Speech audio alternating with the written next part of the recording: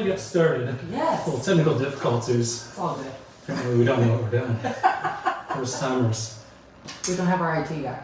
Yeah, the IT guy's out today. Yeah. Called out sick. Anyway, he got us.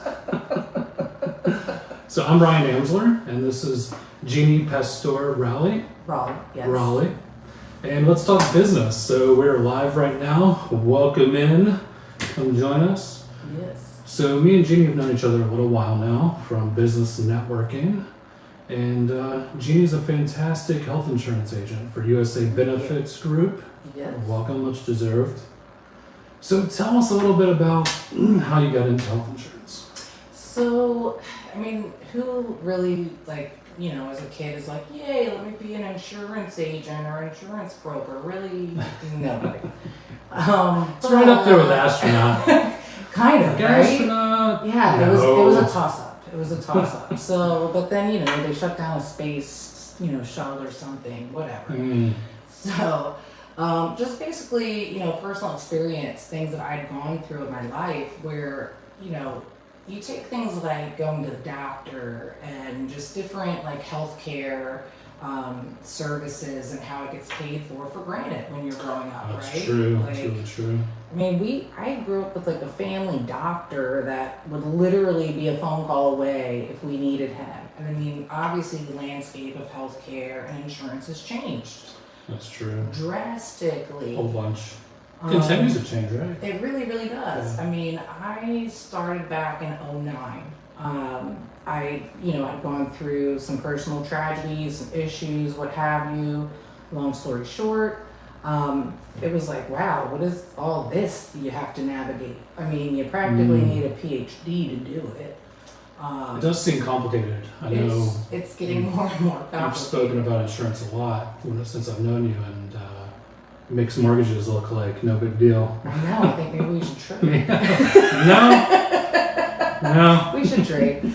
I mean, honestly, what's really crazy too, though, is that everybody hears about, or is at least somewhat familiar with the terms like Obamacare and Affordable Care Act, right? Yeah. Ironically enough, within a couple years of me getting my first, dipping my toe in the water of insurance and getting licensed, I'm also at the same time working on finishing my degree at USF at for public health. This whole thing is rolling out. It just so happens I'm in the background working for the state. So I'm watching how all of these changes are impacting social programs like Medicaid, Medicare, things like that. And it was a lot. And I was like, wow, okay, this is all brand new to everybody. I didn't realize you were actually going for a health degree. That's really interesting that now you're working in health insurance. So you already had an interest there. I did. Actually, I initially started out wanting to do education.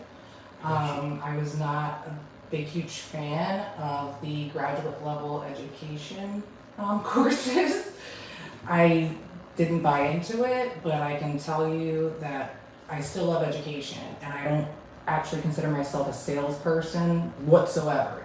Do I sell insurance? Yes, I sell insurance. Sure. Yeah. But to me, the most important thing is educating and helping people to understand and answer their questions, because it is such a crazy topic that nobody really wants to talk about until you're faced with something. So you're forced to. Yeah, pretty insurance, a lot of financial stuff I think is really tough because you don't want to deal with it, unless you're really forced to. I think is a lot of Americans' feelings on it. Well, which isn't good. Yeah, why would you? It's difficult to navigate. It's not necessarily fun at all. Right. It's like going to the doctor. No one really loves going to the doctor unless they have to. Let me go, read through this cycle of encyclopedias. So you probably talk to a lot of clients who are really struggling, maybe health-wise, who are like, I got to figure this out, right? Yeah, I mean, it runs the gamut, I've got the very proactive, those super healthy people. They're really focused on that are just they're planners. They're hardcore planners, and they want to know that they've got everything in place that they need. What to expect, they're good to go. Exactly. Those are probably the people that, I'm going to the gym at 5 a.m. every day. Yeah. Or no? Which Yeah. I don't really fit that, but okay. Like, but that's awesome. No, it's good to pre-plan, but yeah, I often get people who are scared and in a position where they're facing really difficult hurdles. They might already have some kind of insurance in place, but they're not understanding how it works. Or they're trying to figure it out now that they have to.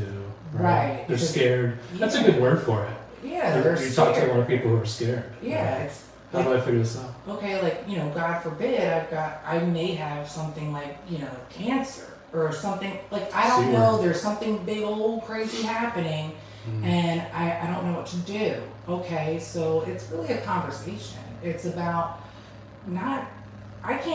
people ask me all the time, well, what's the best insurance? Sure. That's what I would ask.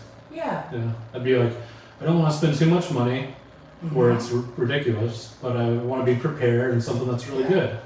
Well, right, and here's my answer to that. It depends. It is never, there is not a single answer. Every individual. Sounds like mortgages. Every family, exactly. They're all different. So for me, it's a conversation. Like, let's really talk about, health-wise, like what's going on. Do you have concerns, or is it literally a just-in-case situation? Because I can run down, through all the different types of insurance. There's many. Yeah. They all have their pros and cons, just like anything else. And I hate to tell everybody, but none of them anymore are like back in the day, like the Mac Daddy. There's no unicorn anymore.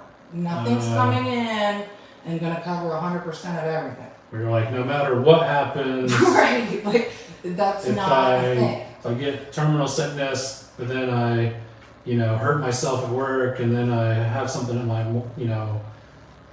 uncle gets in a fist fight with me, I'm covered, right? Well, and I mean, listen, when we talk about insurance, here's like this ugly financial services type term, right? Actuarial science. Actuarial science. Yes, wow. disgusting. I like it. But it's true. That's how it all works. So because the companies haven't figured out like their risk. Right. They do like morbidity, mortality rates, and all that crazy jazz or whatever. There's people in the background calculating like what could it cost. They're in business to make money. Well, right. And sometimes too much. You kind of want to make money because what happens when, God forbid, something awful does happen? So you want them to stay in business at least. Well, you want them to have some daggone money to pay out the claims. Sounds like home insurance. Yes, exactly. Exactly, which I won't touch that, okay? No, we won't talk about that. Oh, no, that's wrong, okay?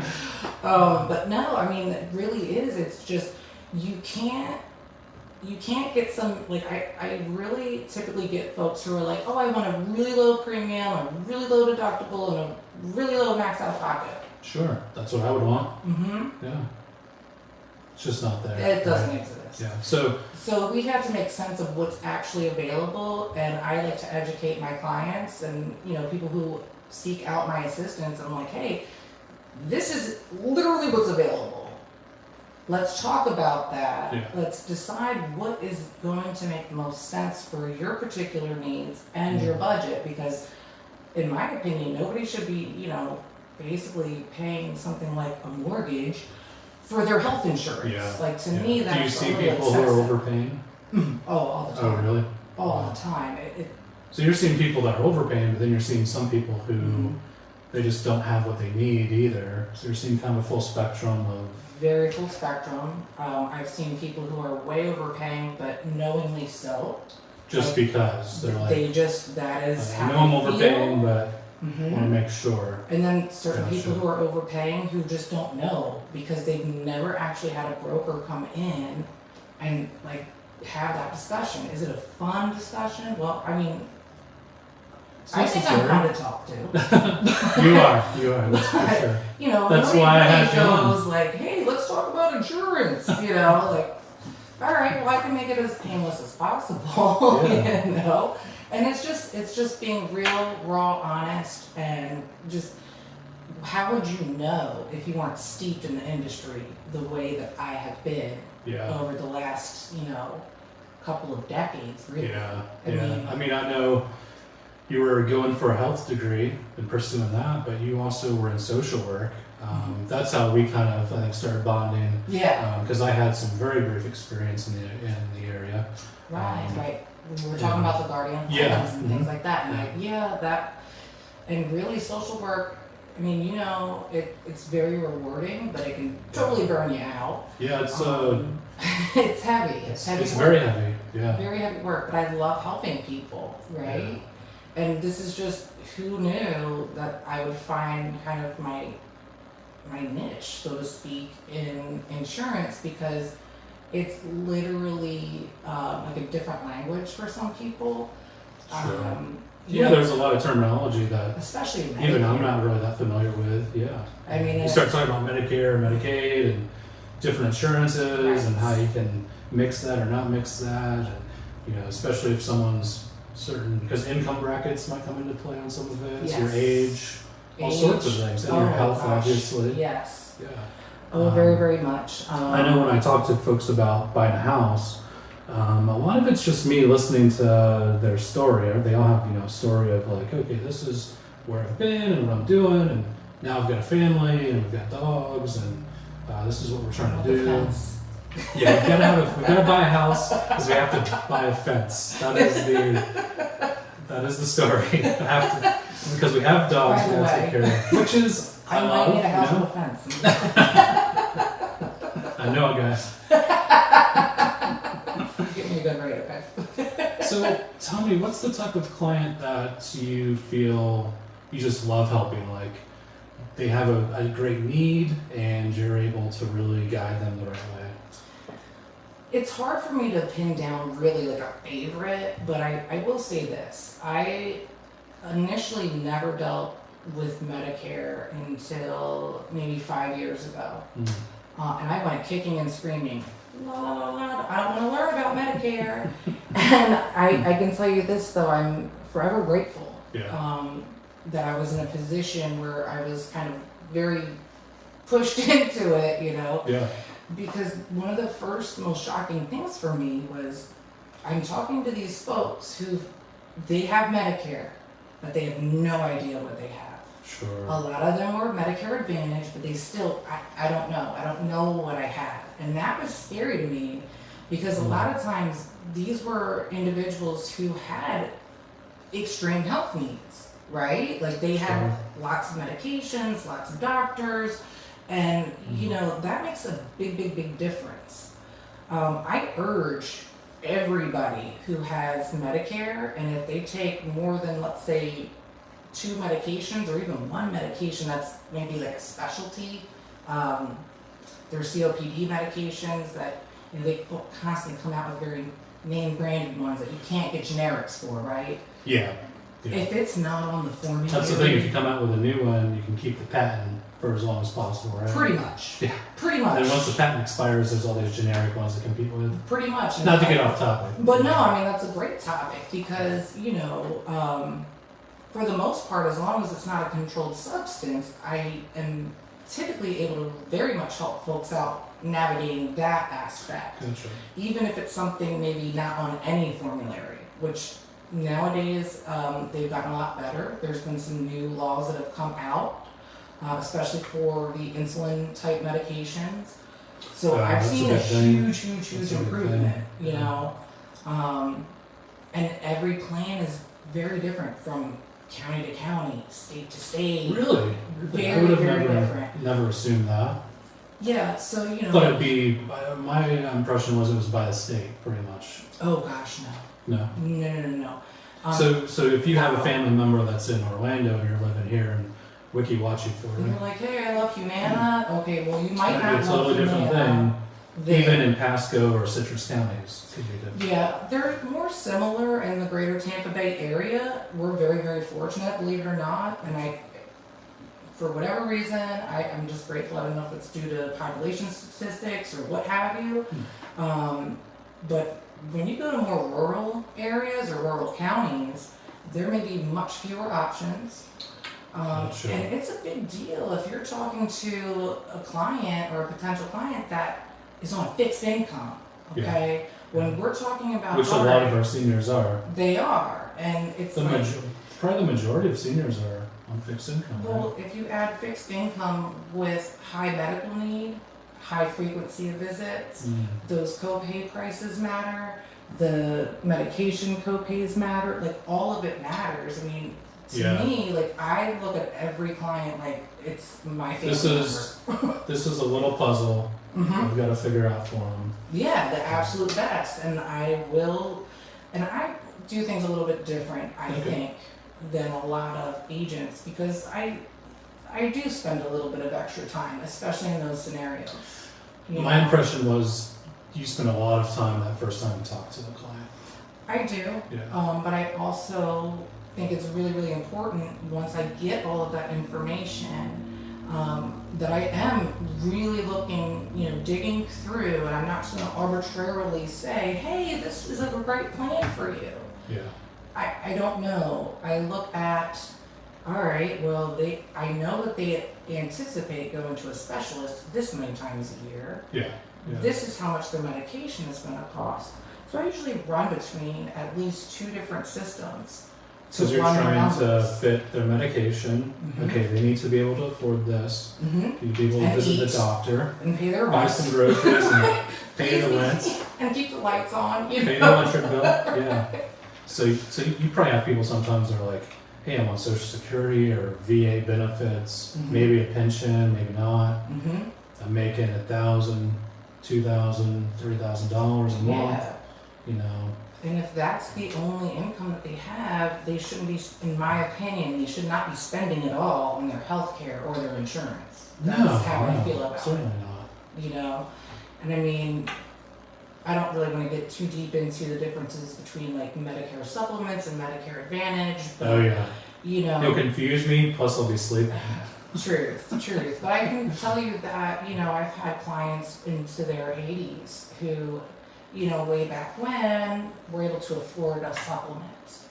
They get into a position they can't afford it anymore, and now they're kind of freaking out, and a lot of them are kind of willing to forego groceries and maybe some bills. I've heard that story before, They feel like, I need to have this. Okay, let's have a real discussion and look at like the situation and make sense of it. Like, you shouldn't be having to decide between paying your premium and eating. Might do me a little good. Might help me out a little bit. I got a great plan for you. Nice. I'm in good hands. Got all the health covered. Yeah, I got you. So you've been with USA Benefits now for a little bit. For about 5 years. Oh wow, it's a great. A little over, I guess. Yeah. Yeah, I initially started out. My first experience in the industry was many years prior. I was with a captive company. What does that mean? That means you have to use their. I couldn't look at their anything plans, else. Right? Yeah, all I can offer and look at and quote is their little plans. Gotcha. And at that time, the only thing that I was able to offer was life insurance, which I'm a firm believer in. Sure. Right? But that was like right after the housing crash of like 08. Wow. And I haven't heard of that. I bet. So what is that? But again, like I've never considered myself a salesperson. Yeah. Just very much an educator. That's basically my experience in mortgages. Right? Because the truth is the truth. You can't make it up. I mean, yeah, that's very true. It's it. Here's the truth. I came from a hospitality background in restaurants and hotels and got into the mortgage space. And I worked for a very small brokerage at first. It was an amazing experience, and I got to learn so much. And it was never a training of selling somebody or trying to make a quick buck or anything like that, because there's so much work involved with the process. Oh, yeah. And you spend a lot of time with the person, talking to them. They're going to tell you their life story a lot of times. I've had folks bake me cookies and invite me to their house to help them move, and I'm glad to do it. I think I have to help someone move this weekend. I have to help someone. We can switch now and switch back. I want cookies. The cookies were good. When people make food, it's good. That's the good stuff. Yeah. I used to be a preschool teacher, and let me tell you, Mom made birthday cupcakes. Tastes better because they're made of love. That's the truth. They're the best. Love those. Education, what can I say? Yeah. So how's business now? I know you were super busy with enrolling people previously in the year. Oh yeah. So Or was it end of last year? I'm forgetting. So open enrollment, as most people know it, is usually in the last quarter of every year, right? It's a mad rush to make sure. And here's the funny thing. So it's always busy, and I always, because I spent a lot of time training other agents, I always kind of set the expectation, please be aware, yes, it's going to be busy, but human nature kind of always dictates, right? Yeah. Just remember, on the very last day... It's like filing your taxes. So, right. So, the IRAs and the, all that April 15th stuff, most folks are going to do it on the 15th. Yeah. So it's going to be December 10th. So just plan not to sleep on the very last day. I remember, over that, like, I was seeing you like at least once a week, and you're just like, I'm here. Been up all night and trying to get everybody in. You're like, I think I've got everybody in now. And there's always the inevitable, last minute caller. And, that's fine. Just human nature, you want to try to help anyway, even if it's completely unreasonable. If someone calls you and they're like, I need your help, please help me. I forgot about it. You're gonna. You gotta do your best. Well, I know you. You're gonna do whatever you possibly can. Right. You're probably the last business day of the week and the last month, probably up at night. Yes, because of course there's also that rolling, month to month. All right, as long as we can get you in, if you've got a special enrollment or special situation. If I can get you effective for the following month and you need it, I'm going to be up all hours of the night making sure that we get you taken care of. I guess I'm a glutton for punishment. Well, I think you just care about people. I mean, that's it's not something you can necessarily learn or teach. Like when you're hiring employees, you can't be like, do you care about people? Well, that's okay, we'll train you. It's just not going to happen. How to care. Yeah, it's not going to happen. It doesn't work. So either people care or they don't, and I know you care because I know you care. Yeah. Well, and I will say that industry-wide, in any industry, and I'm sure you've seen it with mortgages. I mean, you can't teach that. But overall, I think the most important thing that I've, tried to encourage other people to understand is sometimes you have to deliver news that isn't super fun. Sure. Yeah. But it is the truth. Yeah. And you can't... You're like, I've searched and searched. I've searched some more. Right. I can't make something exist that this is what we can do, but I know it's not going to be what you necessarily wanted. Correct. That's really hard. That's hard to make that phone call. You've got to make it. You absolutely have to. You care about the person. You still want them to get the best they can at the end of the day. And you can still do that. And here's the thing: is once, and I've worked with a lot of what personality style would be considered like a nurturer, right? I've trained a lot of them, and I get it. I understand it, but you can only deliver the truth. And then we can take an action plan to tell you all the bad. Right. So and you now know here's what we you're can doing. do, right? Yeah. For example, when I was, running, kind of the corporate office, we had a client who was going through a really difficult health issue. Yeah. Very, very scary. And, rightfully so. They were very, very upset when it was essentially the 11th hour, right? Mm-hmm. This client is ready to go in for surgery to correct a cancer issue. And all of a sudden, and here's the weird thing, right? And I know this just from all the weird background stuff between the public health education, the Medicaid, and all that stuff, working for the state and everything. Watching it evolve and change, understand that in the background of those healthcare offices, they also have to evolve and change. So like one digit off on a code, one digit off, you can get your insurance denied. Oh wow. There's so Yeah, because you typed the wrong number. Yeah. You're drinking your coffee, hit the wrong number. Right. Or I don't know, Something's there's 10 getting denied. different options for this one particular thing, but if you know, The wrong one got picked. correct, then you're kind of, and it's scary for It's for a pretty scary, patient, yeah. right? Like, okay, and how would they know all that stuff is going on in the background? No.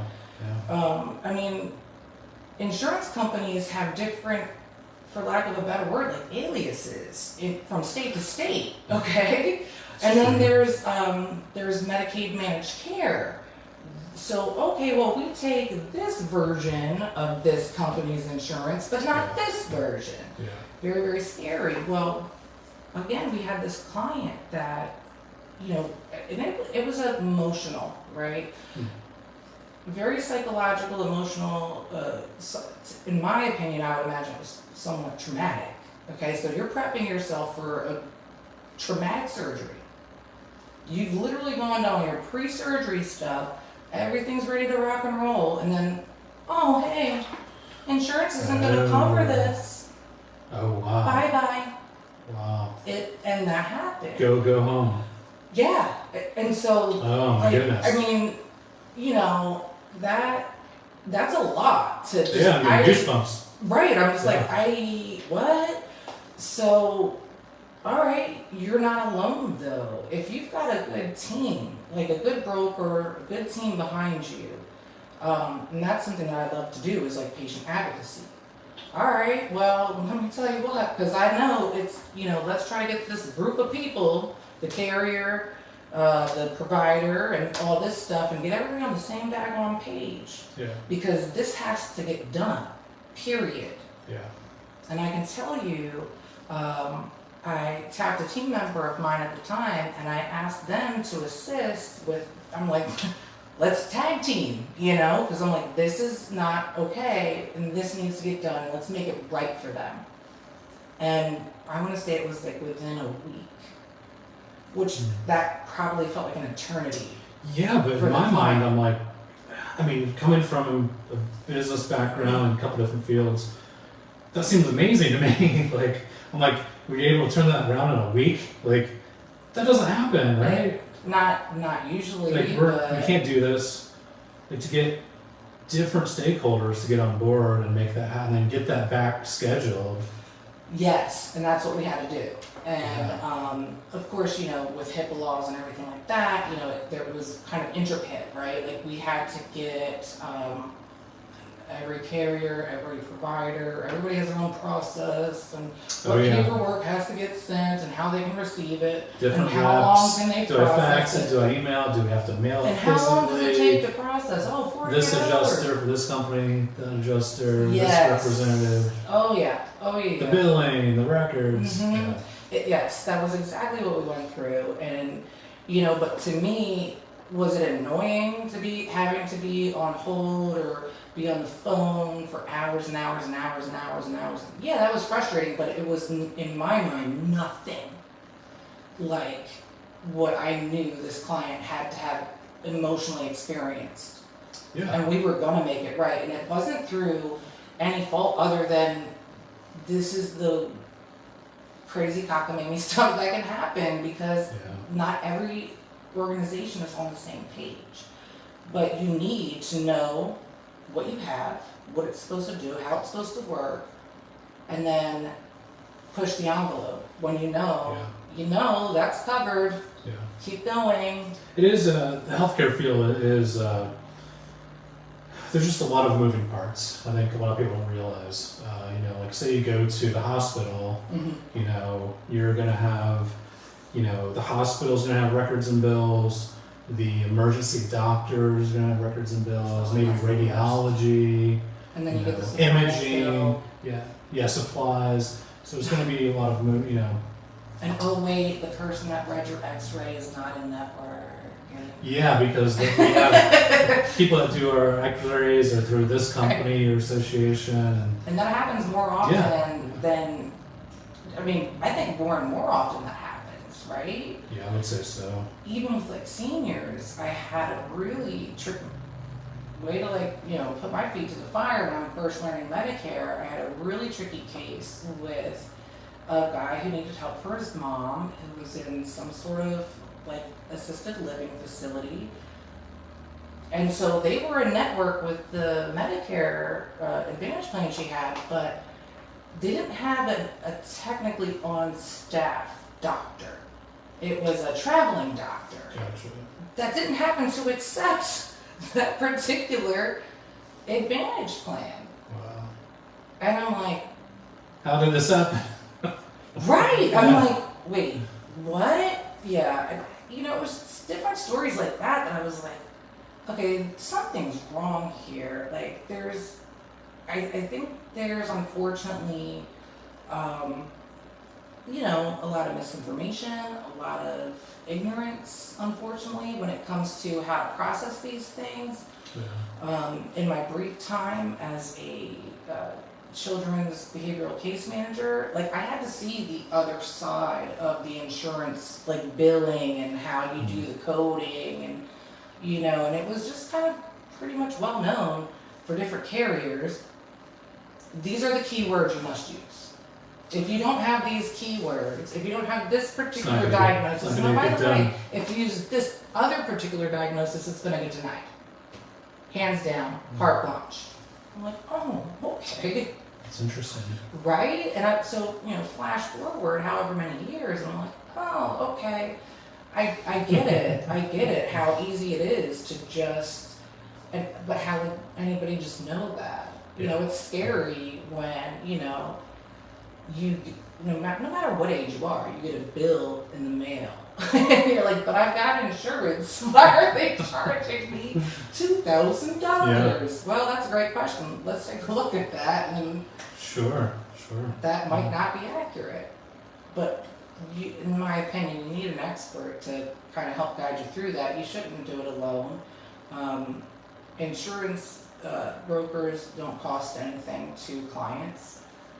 Yes, they get paid by the carriers. However, in my opinion, I'm a little biased. I would prefer for folks to consult with somebody that's not a captive agent. I understand. Because those agents, unfortunately, are not allowed. Yeah, they just don't have access to everything. They just can't. They can, they won't. I think with anything, even with, mortgage clients or what have you, I encourage people to go talk to Bank of America. Right. If they're the right fit for you, then you just think, I mean, and that's part of being a professional, I think, is not being captive to something, giving people sound advice for their situation. Right. I can help you. This is the things we can do and offer. Because I offer a lot of things that aren't offered other places. Right. But it's all about the person. Like, I'm going to treat them just like a family member, like I said. Like you're not going gonna to give give them me the a best hometown advice. heroes. Yeah. You can't do hometown heroes crazy. I'd love to. We do it, but it might be a little bit of a stretch. A little bit of a stretch. But no, I'd love to. But you're right, because it's not every product is going to fit every person, and every person is so uniquely different. That's why I'm so reluctant. I'm like, I can't tell you what's the best until we at least have a brief conversation, right? Like, what is the situation? Yeah. What are your goals? What do you want to achieve? How are you going to most commonly use this? What are your needs, your budget, the whole picture, so you can help them. Like, this is all the things I have. Let's find the best one for you. I think that's extremely valuable because you talk to so many people, and they don't even, whatever business it is, they don't necessarily know what they even have, or they're not listening to you. Right. They have a couple, let's do this. And then they're recommending something that's the company's best interest. Right. And I'm not saying everybody, because I know tons of, Yeah. I know great, local professionals in a lot of fields, and they're For amazing. sure. Well, I think our area is pretty unique that way, and very blessed that we do have a lot of great professionals that That's true. really care, really have a heart. I mean, thank God. We are blessed. Yeah.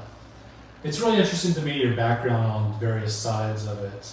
with other companies, with the health industry in general, with children, social side of it. It's really interesting. You got a very, I don't think you could be more experienced as a health insurance agent than you are. You knew all these things I went through, make me a really great insurance broker. Well, I think you're awesome. Well, I appreciate it. Why don't you tell folks how they can contact you if they need help? All right, so if you are looking for a consult, again, it's at no cost to you. You can email me at insurance@jeannieus.com. That's insurance@JEANNIEOUS.com. You can also find me on my Facebook page and reach out to me that way. And I will be more than happy to take a look at whatever questions you have, review whatever coverage that you have. That is something that I do as a courtesy, just because, like I've said to other people, including my family members, what might take you hours could probably take me about 5 minutes to look at and let you know and answer your questions. So please don't hesitate to reach out. I'm more than happy to help.